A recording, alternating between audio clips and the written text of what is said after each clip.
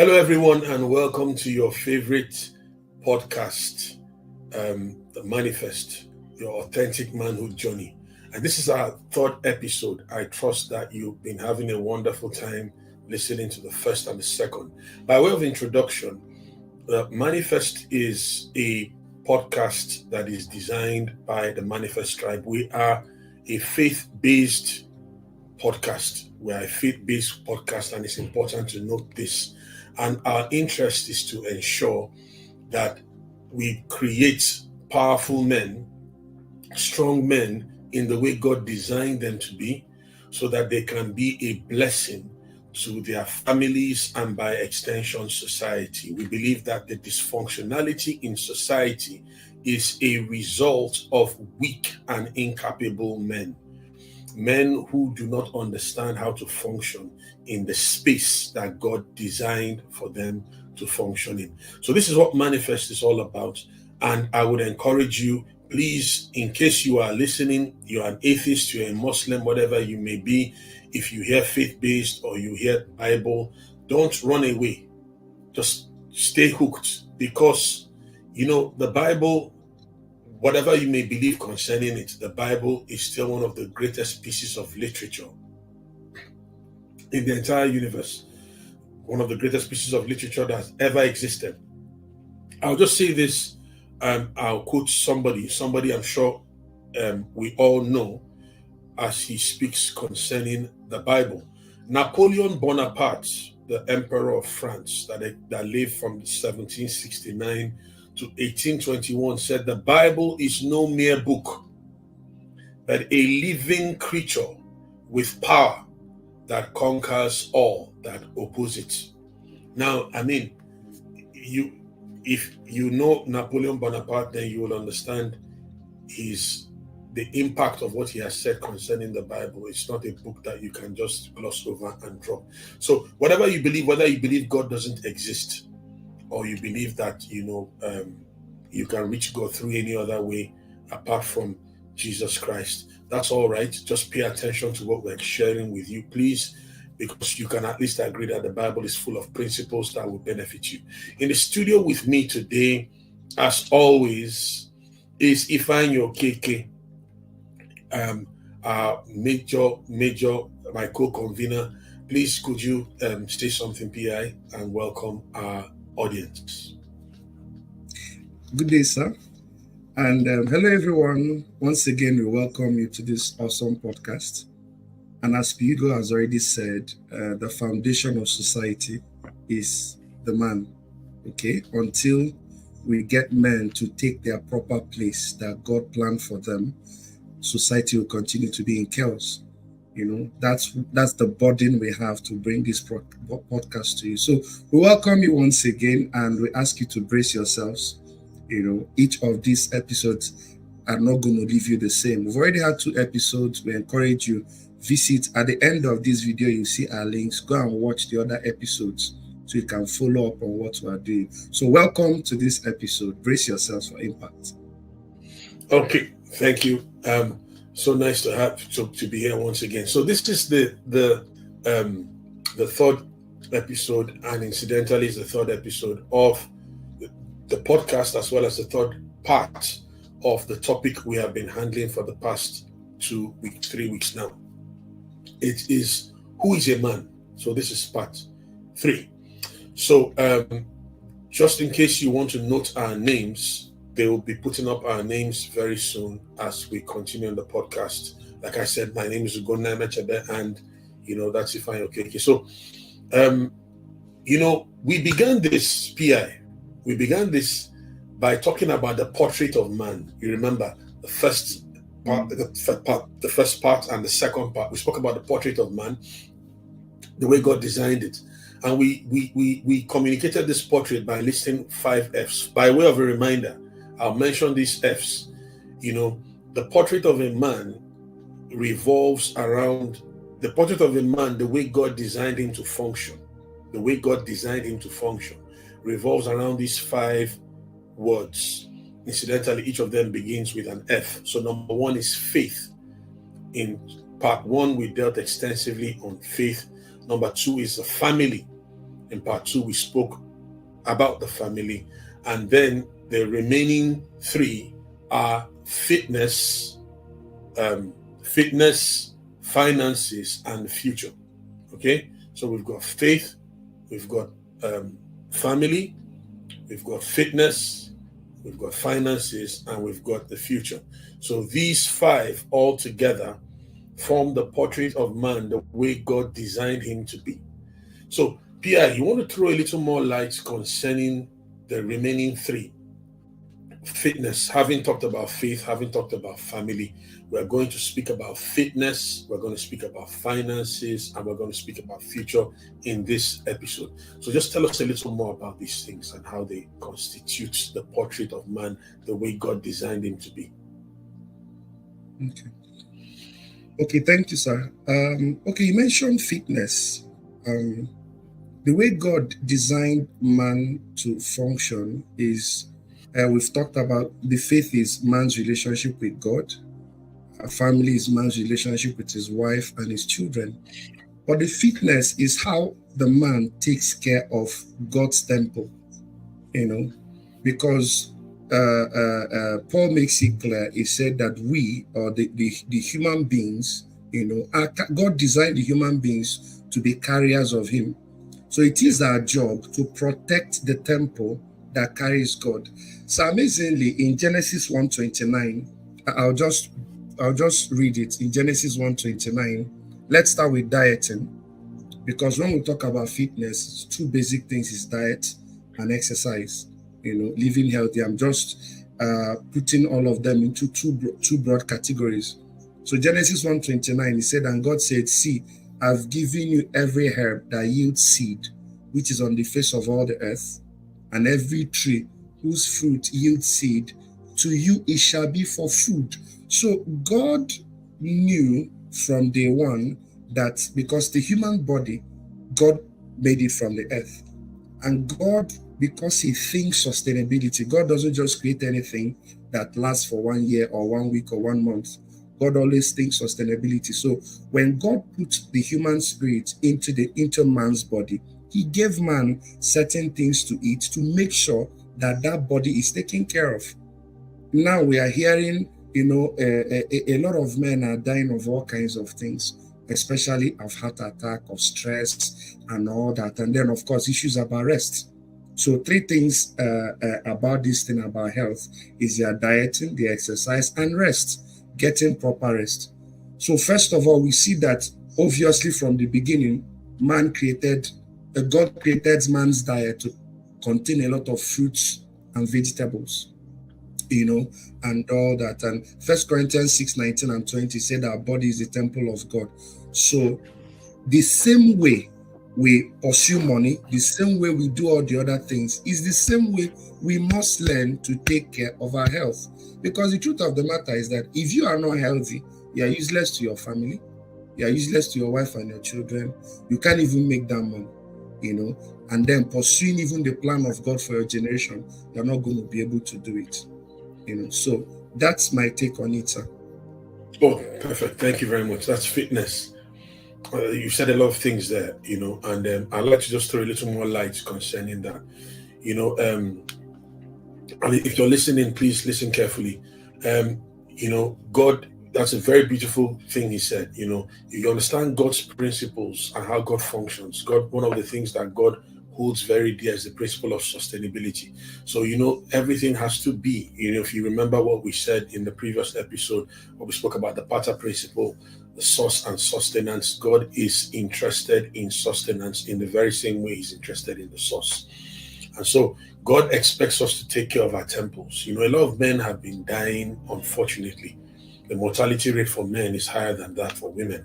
We already know that. And unfortunately, more men die as a result of the lack of attention to health. Most men think they're supermen and then assume that they don't need, what's going to happen one day? Everybody will die someday. So, regardless of how I live my life, I will still die, and you see, but the point is that God gave you a body. This physical body you have is to your spirit what the astronaut's suit is to his physical body. So that astronaut you see, or cosmonaut that walks on the face of the moon, has a space suit that enables him, walk on the moon, in a sense, defy gravity, in a sense, still be able to breathe and put himself together. He still remains connected to his oxygen and connected to the spaceship and all that. So that's what this physical body is to your spirit. It is this body that's giving you to fulfill destiny here on earth. And it's important that you take it very seriously. Now, Pierre quoted the scripture, Genesis chapter 1, verse 29. Now, he spoke about herbs. God gave us fruits.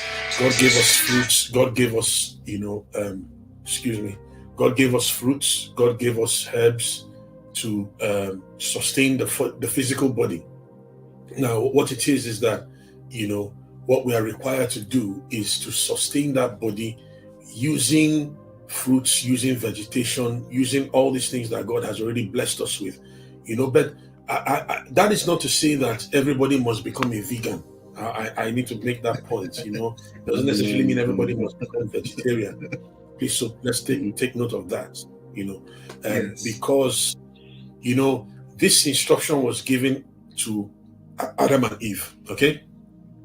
And then if you study the Bible, you find that the world was destroyed by the flood.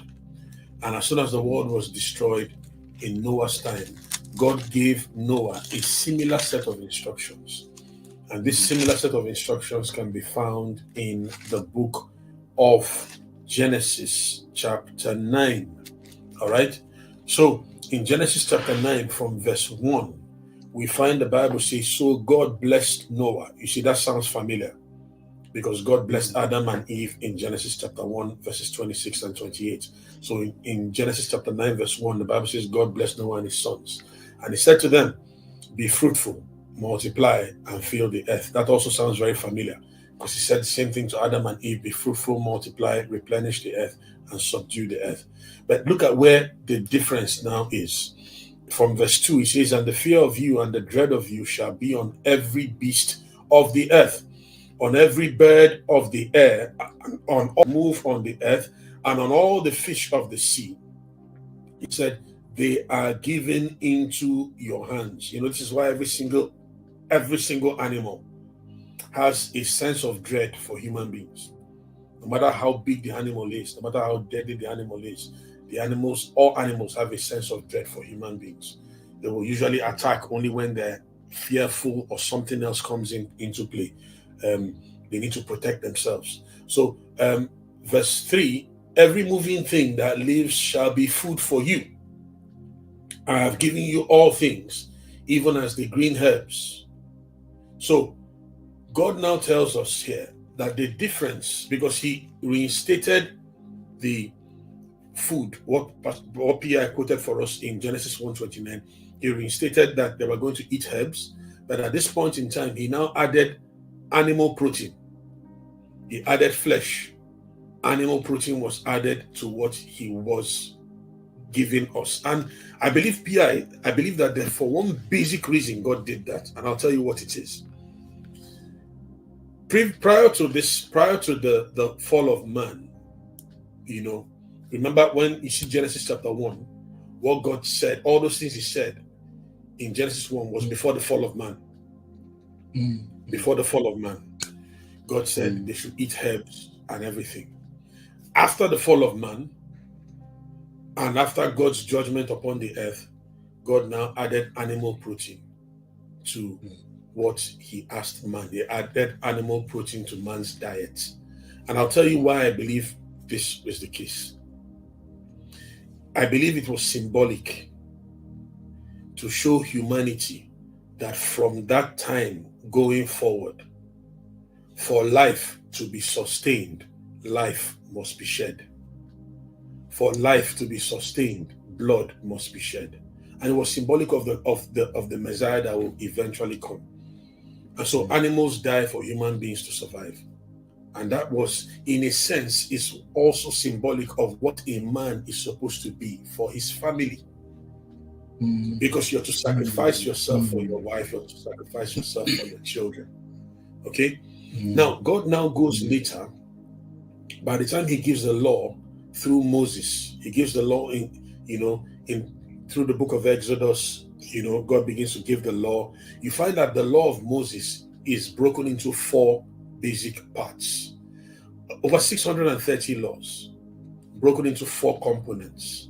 Because when we think of the law, we tend to think it's just the 10 commandments. That's 630 laws from Exodus, Numbers. Now, these 630 laws are broken into 4 components. You have the moral laws. These are the ones that God never changes his mind about at all. Moral laws move from, they are transdispensational. You cannot please God violating moral laws. It's not possible. You've got ceremonial laws. You've got civil laws. But what I'm talking about now is health and dietary laws. Now, if you break health and dietary laws, you might not go to hell, but you will certainly go to heaven faster. That is for sure. Because you see, if you look at all the health laws, there are things that God gave the children of Israel specific instructions. For example, one of the laws amongst the 630 was that they were not to wash in stagnant water. They were to wash running water, especially when they had an injury. Now, this was thousands of years ago, but now, we find microbiologists, like you are a microbiologist, and several people now have found out where microbes exist. And they know also that, when you do things in certain conditions, you can multiply microbes and other microorganisms that you don't want to see, that can be harmful to health. So, but running water, that's why the health authorities will tell you to use running water to wash away wounds and wash away different things. So the water is clean. You don't come back to the same body of water. And this is what God told the children of Israel years, thousands of years before science even managed to understand what was involved in it. Now, we find also in the dietary laws where God spoke specifically about certain things they should eat. Now, you can decide to eat a rock badger. You can decide to eat a vulture. It's not like you go to hell if you eat all those things. You won't go to hell. But like I said, you will definitely go to heaven faster. When you go to Leviticus chapter 11, that whole chapter, Leviticus 11, speaks about certain foods that God prohibited his people from eating. Those are dietary and health laws. Now, for instance, you find him say things like, any animal that eats grass and has cloven hooves is clean. That's what you should eat. So things like the cow, like the ram, like the goat, all meet those classifications.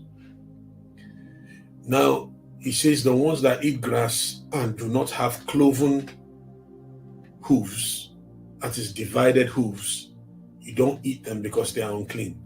Think of animals like the camel. The camel is able to survive for an average of 1 month without drinking water, because the camel exists in arid environments. Yes, the camel exists in arid environments where there's no water. So God designed the camel in such a way that the camel can exist in that environment with 1 drink of water. He drinks water, and then it is enough, is sufficient to carry him for a month before he sees the next drop of water. But you see, that has its own negative consequences. And I'll tell you what some of those consequences are. For example, when you sweat, part of what is happening is you're passing away the wastes that your kidneys have helped generate, the toxins that have been separated from your bloodstream and all these things. You sweat, you excrete, you urinate, you pass feces, and all these things. These toxins are being released from your system. Now, because the camel, doesn't drink much water, God designed it so that it doesn't dehydrate easily.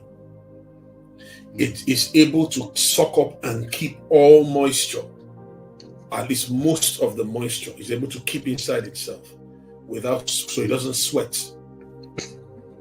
And the problem with the camel not sweating is that usually what happens is that the toxins remain in its system. So it's able to beat those toxins. Its immune system is strong enough to sail through those toxins. However, the toxins still remain. So when a person now decides to indulge in camel meat or camel milk, I know people that are Bedouins that eat all those things. It's not, like I said, it's not a sin. So if you enjoy that, please don't be offended. It's not a sin. That, like I said, God gave us this Mediterranean diet. He gave the diet, and if you studies have been done concerning these things that God said to eat and God said not to eat. And it is purely not for academic purposes, it's for health purposes, not spiritual purposes. So you can eat camel, you can eat pork, you can eat all these things and still go to heaven, right? But you might not be fit enough, you might not be able to finish what God wants you to do. Look at fish, for example. When God said to the children of Israel, he said to them, every fish that has scales is what you're supposed to eat. Fish that doesn't have scales, avoid. Why would he say that? You see, the scales on the fish is what the fish uses to regulate its body temperature. It's inside the water. It needs that to regulate, to keep itself, in a sense, to keep itself, safe. It regulates its body temperature. Now, the catfish doesn't have that. So what does the catfish use to regulate its body temperature and keep safe in the water and be warm when it needs to be warm? Extra layers of fat. Those extra layers of fat and blubber on the body of the catfish are the things it uses. It helps it insulate itself. So now, once it is insulated, the problem is when you catch that catfish and you now take that blubber. Somebody told a story about how one day he had catfish pepper soup and he ate the day before and he left some in the pot and went home. He was at home. So he went to sleep and got up the next morning, and then he decided to go to the pot to take some more catfish pepper soup to continue, where he stopped. And unfortunately, as he opened the catfish pepper soup, he said that he noticed something. The whole thing was covered with a thick layer. It's like that kind of layer that you find when you bring something out, like from soup or stew, you bring out from the freezer. There was a layer over it. He noticed that was the fat. That was that blubber that covered the thing. So it had congealed and formed a surface on the pot, inside the pot, over the food. Now, imagine that is what potentially can happen to a person's arteries, a person's bloodstream, the arteries. When those things clog up, when you have fat and all these things clogging up the arteries and all that, potentially can lead to stroke. So sometimes you find some of these things we eat and we call it evidence of good living. It's not evidence of good living at all. It's simply evidence of active death, active dying. So like I said, nothing is wrong with eating. It's like, what I mean is that if you eat it, you're not going to hell. But at the same time, you just need to understand what God is trying to tell us. Moderate yourself. So there's some certain things at certain ages you shouldn't be drinking Coke and all these other things. Take one bottle of Coke with its maybe, I don't know whether it's 8 or 15 cubes of sugar, between 8 and 15 cubes of sugar. And you pour that thing down your throat. Probably more than 15 cubes of sugar. I don't know. But some crazy amount. I can't remember the exact amount now. So you pour that thing into the system, you can imagine what it does to you. And you're taking all kinds of things. And when you go to the grocery store, you go to the supermarket, pick up some of the things you buy, look at the health benefits, look at what is involved, what is inside it. Be careful what you eat. If you're buying things from the roadside, be careful who prepared those things. And like Pierre said, Exercise is very important. Exercise has a lot of benefits. It makes your brain work faster. It reduces high blood pressure. Your blood sugar levels are better. So these things are very important. Yeah. Okay. So 13.5 sugar cubes. 13.5 sugar cubes in the That average bottle is of that Coke. is Yeah. that is That's crazy. that is It's criminal. crazy. It's criminal. It's criminal. 13.5 sugar cubes. And then some people I know, there are people that I used to know that don't drink one bottle of Coke. They drink 4, 5, 6, 7 bottles a day. There are people that used to do that. Mm. And just writing a direct application to ill health. You're saying ill health. I am inviting you. Come and make yourself welcome. You're welcome. Come and have fun. So these things are very important. Fitness, please, you need to Very, be very, alive for very. you need to be alive for your wife. You need to be alive for your children. It's very critical. There's so many things to say about this, but for want of And time, so please, yeah. I want to just say something quickly here. I also think it's important, especially once a man crosses 40, to keep a tab on their health. Something happened to me one day. I have a sphygmomanometer, that's this BP checker. So it's always on my table, on my reading table. So one day my daughter, we were playing, we were joking. So she picked it up and said, okay, daddy, let me check your blood pressure. And she wrapped it around my arm and pressed the thing. And so I was shocked. My BP was 120, 160, 110. Was 160 over 110. Normally it's usually 80, 120, 120, 80. My own was 160. And I felt I was fine. I felt I was fine. I was shocked when I saw that thing. I had to leave there. I had to go and redo. My wife had to sit down, change all my meal plan, changed everything. I had to cut out junk, cut out a lot of things. I had to hit the gym. I have a fitness coach that I started working with, and then after a while, it didn't normalize again. Because I noticed sometimes I was having these headaches. I didn't know where it came from. Very nasty headaches. I'll check, nothing. I'll sleep, I'll wake up with it. It was just there, and all that. So I think it's also important to keep a tab. And this issue about rest.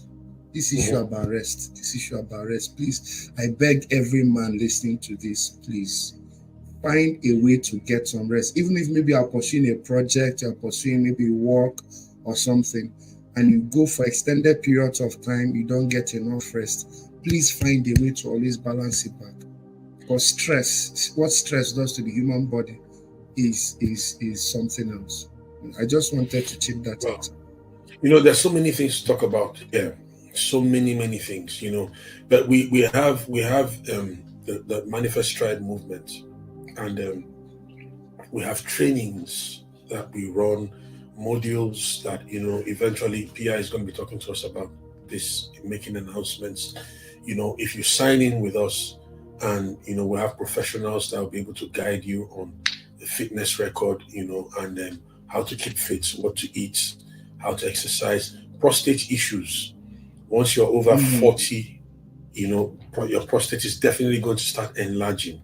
There are things you're going to need to start eating specifically, especially when you see things that have red, the red color in them, like tomatoes, like red apples and all that. That red is maybe not every time, but like watermelon, tomatoes, that red usually is a product of lycopene. It's the lycopene content inside that fruit that makes it red. And that lycopene is very, very, very essential for your prostate, for managing prostates. Okay. So these are basic things that we should be able to invest in, and basic things that, we don't have to go in depth here. We have medical personnel, full-fledged medical personnel, who are going to be taking us on these things during the trainings. It's a movement. Like I said, if you sign in, you'll get the full course and you participate in the modules that are available. Now, so that you don't have any problems and you're calling your village people that are on sabbatical, who have not remembered you. You're calling the devil who is vacationing at the Bermuda Triangle, and you're calling him, when he has no deal, no party involved in that thing. So let us, do the right thing. Like somebody said, to whom God has given a brain, sense is required. So let us make sure that we do the right thing. All right. So that's it for fitness. That's it for fitness. So let's look at the other ones. There are two more. So we've covered three now. We've covered faith, the first factor, the first essential factor in the portrait of the man that God designed, the way God designed man to function is his faith. The second critical essential factor is his family. The third critical essential factor is his fitness. Now there are two more. What are these? Okay, we can look at one of them, the issue about finances, issue about work and finances. It's wisdom and work, because the monetary side is a reward. It's amazing that in Genesis chapter 2, verse 16, because remember, so we went back to the beginning, we talked about the principle of the first mention. So we went back to before the fall, Genesis 1 and 2, to study that man that God created originally. What are the responsibilities that God gave him to mark out his manhood, or to mark his manhood? We found out that in that Genesis chapter 2, verse 15, it said that, and God put man in the garden to tend it and to keep it. So God gave man work, and amazingly, I found out that work is a way of glorifying God. Work is a way that the man brings out the creativity and the innovation that God has put inside of it. Because if you study farming, for example, what it takes, to all those seeds, the ridges, the farms, we don't know the kind of stuff, but we know that God is a master planner. So obviously, and sir, I found out that garden, like you taught us many years ago, that garden is not just like one small garden at the back. It's a massive piece of real estate and all that. So, and amazingly too, so I found out that Jesus, who is really our model for this authentic masculinity, when Jesus also came to the earth, he took an occupation, at least while he was growing, before he moved into his ministry. He took an occupation that will bring out his creativity, that will bring out his innovation.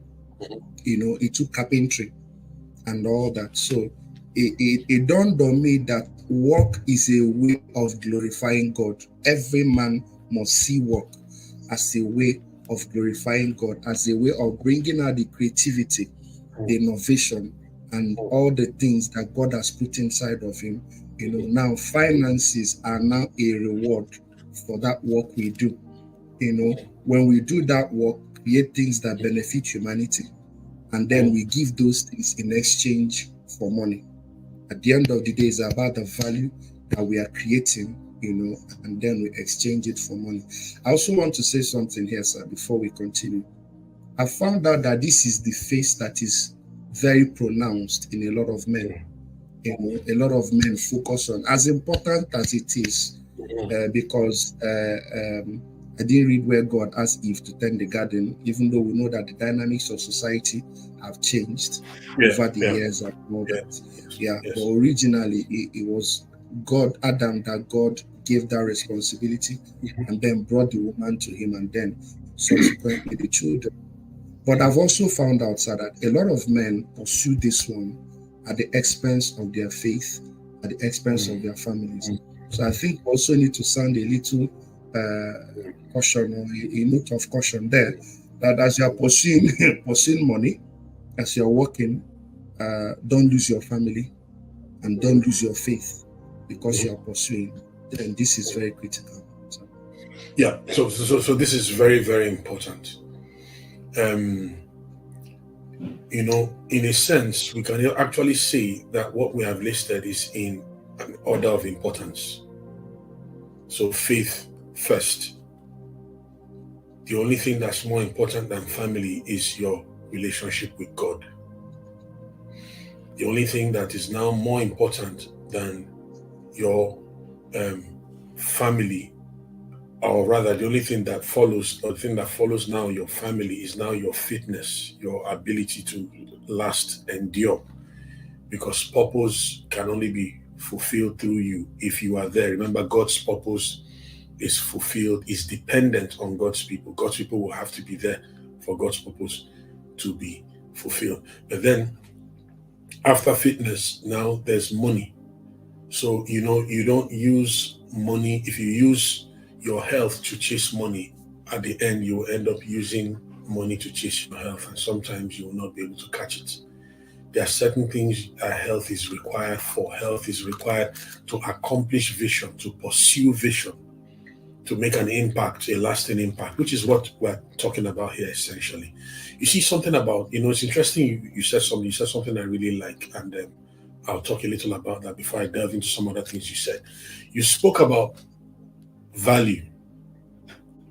Man was designed to add value, right? The thing about money is this. Money is an expression of two things. I like to say it that way. Money is an expression of your values and your value. Money is an expression of your values, and it is also an expression of your value. When we say money is, or when we say money is an expression of your values, what we're trying to explain is that money is an expression of your value system, your priority system, your priorities, okay? So your values refer to your priorities, what you call important. So that's where you invest your money. Like we always say, people say, and it's a very popular adage, show me where your money is, or show me where your heart is, and I'll show you where your treasure is, So where the heart goes is also where the treasure follows, okay? So the second thing about it is value. So money is an expression of your values, but money is also an expression of your value. What does that mean? If you go to work, you work at a railway station, you're a train driver, or maybe you decide that or maybe you're a bank manager. If at the end of the month, you are paid XYZ sum of money, what the bank or the organization you work for is telling you is that this money we are paying you is your value to us. We have exchanged your time, we've exchanged your experience, we've exchanged your skill, we've exchanged your education and your knowledge, and in its place we have given you this sum of money. Now, you have other staff who will earn less than the bank manager because they are junior roles. And those roles typically are defined by what services they are able to render the organization that they work for. What the bank manager will get obviously will not be what security will get. So as you increase your value, you tend to increase the amount of money you get. That's the point I want us to make here. And now see, you quoted Genesis chapter 2 verse 15, but take a look at Genesis chapter 2 verse 5. The Bible tells us before any plant, there's something I want us to see there. Before any plant, of the field was in the earth, and before any herb of the field had grown, for the Lord God had not caused it to rain on the earth, and there was no man to till the ground. Something that strikes me here, I'll say two things about this. Something that strikes me very powerfully here is in Genesis chapter 1. Throughout Genesis chapter 1, we see the process of creation. God said and God saw about 14 different times. So God said, God saw, God said, God saw, God said, God saw. And one of the things that God said was for the earth to bring forth grass, to bring forth vegetation. And the Bible says God saw the vegetation. But when you now go to Genesis chapter 2, in verse 5, we are told that the herbs of the field had not grown because God had not created the man. He had not formed any man to till the ground. Yet we see in Genesis chapter 1 that God had already made man in his own image. So if you go to Genesis chapter 1, if God were to transport you to Genesis chapter 1, you would only be able to see what God was seeing if you looked with his eyes. Because all the things that God created in Genesis chapter 1 remained invisible. They were still all at their potential level. Now, part of what that tells me is that at its very root, everything in creation is spiritual. At its very root. That's why problems are spiritual, solutions are also spiritual. So now, God created all these things in Genesis chapter 1. If you went to Genesis chapter 1, God had finished all these things. He finished all of the creation in Genesis 1. But if you go to that Genesis 1, you will not see anything that God created. Yet he has finished everything, and he said it was good. And in fact, he even proceeded to rest. Now, you see that God now created man, formed the body of man, because the spirit of man was what he created in Genesis 1. Now, the body of man, the suit, the earth suit that man was given to function with on this earth, was what God then created in Genesis 2. That's why you find the Hebrew words for create and make were used differently, sometimes intermittently, but or sometimes simultaneously rather. But you see, those words, the Hebrew words, were different. Hebrew words rather, not Greek words. Hebrew words. So the word for create, for example, is different from the word for make. God barad man. Bara is to create out of nothing, to bring forth from nothing. So God barad man, bara, B-A-R-A. But in Genesis chapter 2, we find asa, A-S-A-H, is constantly used. Asa means to make out of pre-existing material. So after God barad man, created him out of himself, and God created all these other things, if you go to that point, you won't see anything that God created. They were all there in the fourth dimension. But God then created man and then formed the body of man, so that the man that he created will serve as that conduit to step into the fourth dimension and cause the things in the fourth dimension to come to the third dimension. So until man plays his part in that role, all those things exist. That's why the Bible tells us that, we've been given all things that pertain to life and godliness through God Almighty, the grace of him who loved us and gave himself for us. So all these things exist. But now it's going to take work to translate these things. Work is one of the elements that you use to translate from the fourth dimension into the third dimension. And the second thing I want to say about that, is that God created man to be a creator. So while God created all things, there is an element of creation that God still left for man to complete. And that's what Pierre is telling us. As man steps into his position, he begins to produce God's blueprint on the earth and to connect to God and download the things that are still in the fourth dimension. That's why every man must be connected to the Holy Spirit. Because the Bible tells us that there is a spirit in man, and the inspiration of the Almighty giveth them understanding. So God created he created the sheep, for instance. Yeah? But he did not create the woolen cardigan. He created the cotton plant and the linen plant, but he didn't create the cotton shirts.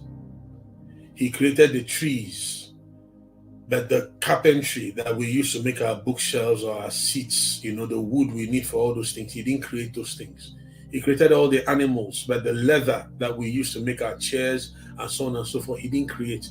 He created all the fossils that turned up, becoming crude in the belly of the earth.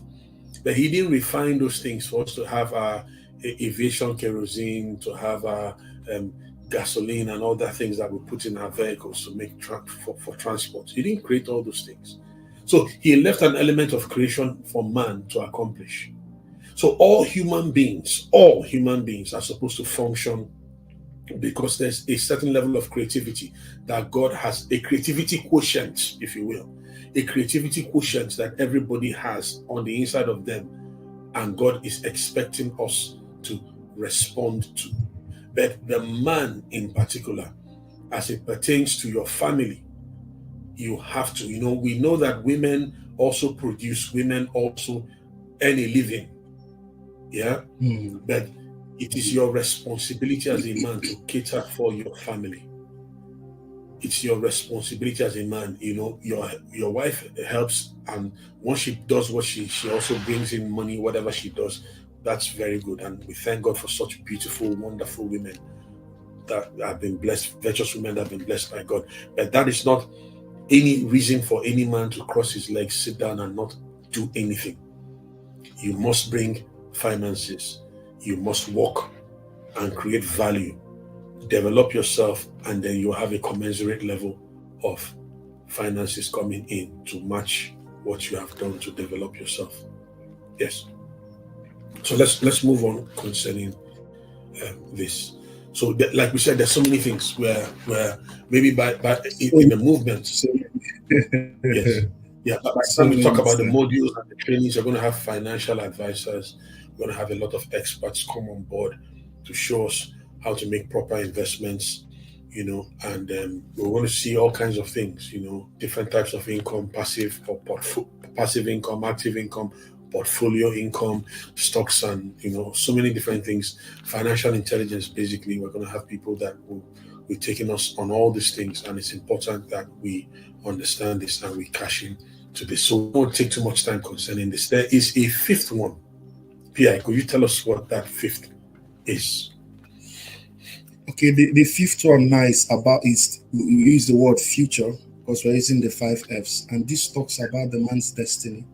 This talks about the purpose for which God sent you as a man to this earth.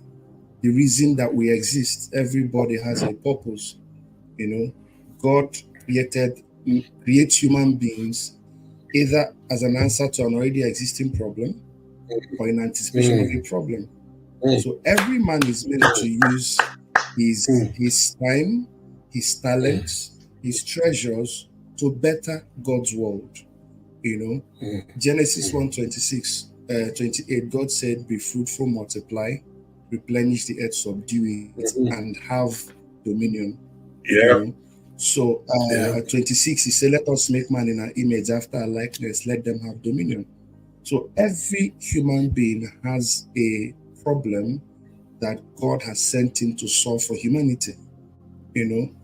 As after the fall, a lot of problems were created for humanity, right? So God now puts the burden. For example, why are we doing this thing for men? Because the burden that God has placed in our hearts to go after the men and recover the original blueprint that God has for men. So this, for example, is a typical example of this issue about your destiny, about your purpose, about your ministry. It's a problem that God has created you as a man to solve for humanity. So all the talents, for example, the money you are making, your time, your gifts, all those things, God gave them to you for one reason: to solve problems for humanity. And one day, you're also going to stand before the Creator and give him an account of how you bettered the world. In essence, I found out that the way God designed man is that no man is supposed to live his world the same. No man is supposed to live his world the same. The reason we're having all the things we're having now, for every human problem, there's somebody that God has put a burden in their hearts and has equipped them to solve that problem. We call it the great adventure of life, because it's pursuing that reason. So it's amazing that a lot of men, as I said, they pursue money, they do all kinds of things. Eventually they get wealth. And I've also found out Like you said, when we get into the inner circle, we're going to start unpacking these things, because I found out that genuine fulfillment really comes when you start um, meeting that need that you were created by God to meet. Until you do that, there are people that made all the money, they made all the money, but they don't know what to do with the money, you know, and all that. And then they now go and start using it to start sponsoring evil and all kinds of things. So that's my input on that side. And that's absolutely powerful, because I think it was in the 50s, an American psychologist by name Abraham Maslow spoke about what we have since called Maslow's hierarchy of human needs. Now, he spoke about this in hierarchical order, and he originally gave five. It's been updated to about 7 or 8 now, that since his demise, but he originally gave five, and structured all of humanity into these 5 categories. Because you see, people are motivated by their needs. Most human beings are motivated by needs. Need is a functional word. It's a functional word, a 4-letter word that God has designed to keep man constantly motivated to seek him and to better his circumstance. So, at the lowest level of need, Maslow told us that there are physiological needs. That's the lowest level. So the bare necessities of life, like sex, like food, like shelter, like clothing, that's what you have at the lowest level. Incidentally, that's where animals function too. Animals go out every morning to eat. They go to drink. They look for sex partners, and who to meet with. If that's all you ever accomplish in your life, then I'm sorry, you have not done much better than a mountain goat. You have not done much better than rabbits. Your aspirations have not crossed. It's true. Your aspirations have not crossed that of you. Because you think about it, that palace, that great mansion and castle you want to build, it's as big to you as the ant hill is to the ant. The ant has an edifice there. They've constructed something that wind can blow away. So if that's all you aspire to do in life, then you have nothing. You have not done anything with your life. You've wasted your life completely. So Maslow told us that after the bare necessities of life, the next level is safety and security. So most human beings, after acquiring wealth, we want to be able to secure that wealth. That's why people have burglary proofs, people have different things. They live in gated estates. They want to secure themselves. They lock their doors at night so nobody comes to harm them or take what belongs to them and all that. There's some of you listening to me now. That car you have the car outside. That car is what doesn't make you sleep at night. You sleep at night, a dog passes the car and touches the car, the alarm goes off, you're there looking everywhere, the wind blows on the car, whether alarm goes on or not, your heart is beating, your heart is palpitating, because you just got this car that, every morning you have to inspect the tires to be sure the tires are still okay. I say this thing because we are all there. I remember a car I used to drive. I drive that car. I remember when I first got the car. The car here, drive that car, I enter inside a pothole. In the pothole I enter, it's as if the impact on the shock absorber enters my heart. It shakes my heart like that. So I'll come down. I used to polish. I wasn't washing the car; I was polishing it. I'll polish it. I almost go to the point of coming out every morning to greet the car. Good morning, that's how and that's how. If that is all you call an accomplishment, then you haven't done anything. It's absolutely nothing.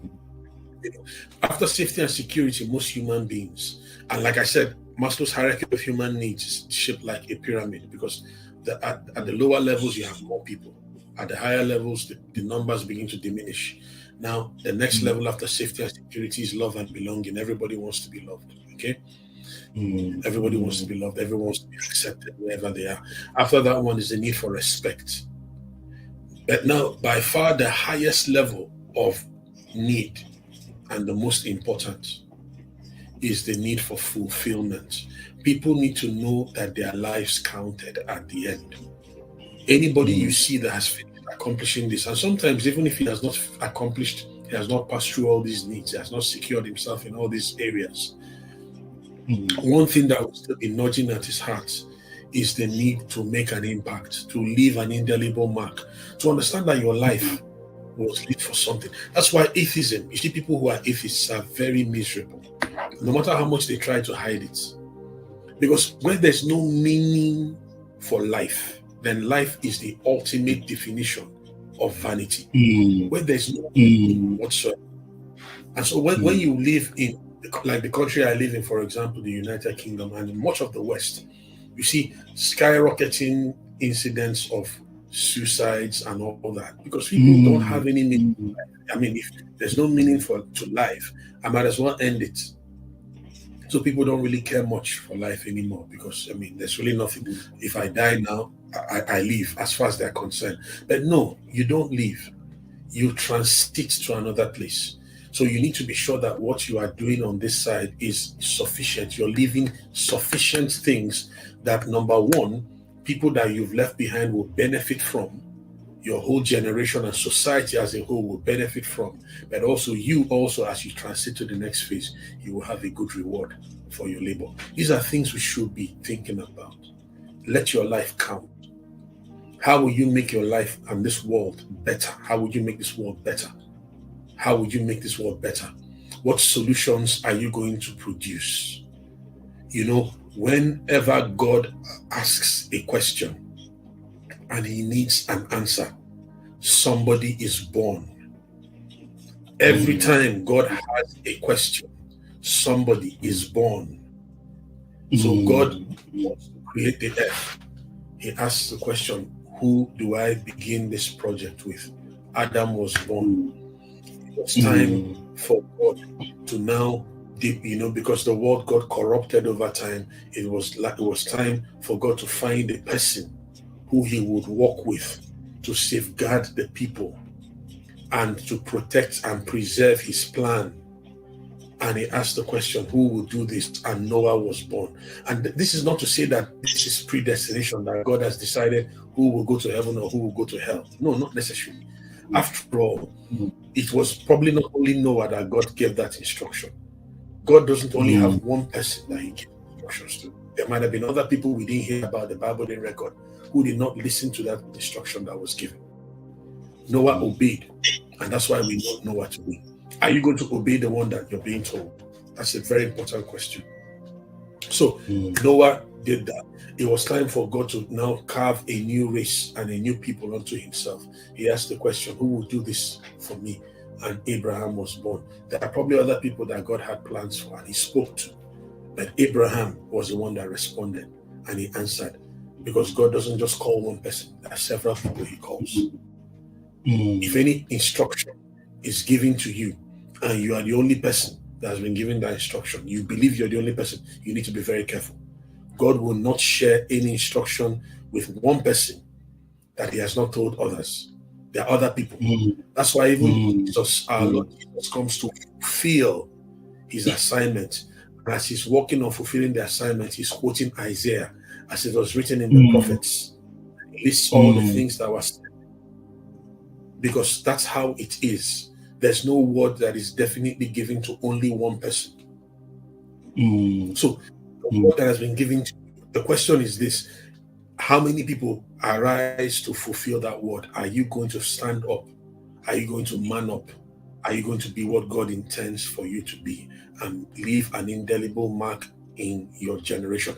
Picture your funeral. Go ahead. Maybe, God willing, 10 years, 20 years, 25 years, 30 years, depending on how old you are. Picture that funeral. Picture your loved ones gathering around the casket. Picture what they say. You know, when people die, people say all kinds of lovely things, whether they mean them or not. This man was a legend. He was a colossus. He was a gem. He was a mover and shaker. Whether they mean it or not, it's just respectful to the dead to say things. Just put yourself in the casket and think. All the eulogies that will be poured out during your funeral, possibly 25 years from now. how many of those things, or maybe 30, or maybe 50 years from now, depending on how old you are, how many of those things will be real? How many of those things will be correct? How many of those things will be real things? How many of them won't be faked? How many of those comments will be heartfelt? Now, if you know the things that you want people to say genuinely 25 years from now, 30 years from now, when you pass at your funeral, come back in time, meet us here in the present, and start living those things deliberately now. Life must be lived intentionally.